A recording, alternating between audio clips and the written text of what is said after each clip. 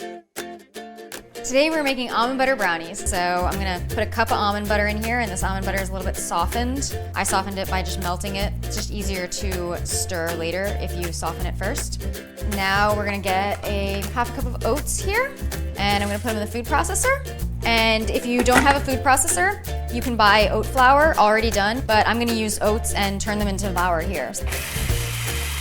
All right, now I'm gonna take my oat flour and I'm going to pour it in with the softened almond butter here. And you don't have to use maple syrup if you'd rather use your favorite liquid sweetener. So we're just gonna do a little bit of salt here, just 1/8 of a teaspoon, 1.5 teaspoons of baking soda. And then the most important part, the cocoa powder. I'm gonna do 2 tablespoons of this Dutch cocoa powder. So I know that's 10 grams. Then I am going to use 1/4 cup of regular cocoa powder. You don't have to use Dutch cocoa powder. If you just want to use all regular cocoa powder, that's fine. So now I'm going to just do 1/4 cup.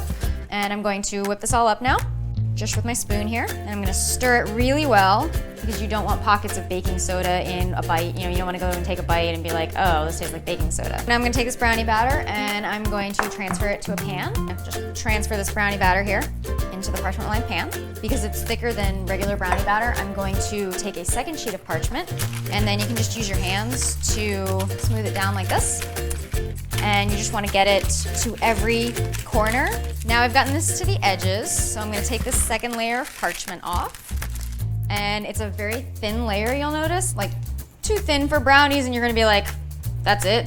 That's the thin layer of brownies? But trust me, when it gets in the oven, it's gonna rise and you're gonna be like, whoa, what happened to the thin layer? But first, let's get some chocolate chips on here. You can never have too much chocolate, so let's just throw a few of these on top. And I'm gonna press it down a little bit. And now they're ready to go.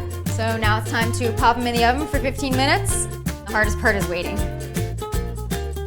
You can see how the brownies rose up. They are no longer just a tiny thin little line. They're actually big, thick, fudgy, chocolatey brownies. These brownies just use basic ingredients. You might even have all of them in your pantry, or you can keep all of them in your pantry for a rainy day if there's a day when you just want to make brownies.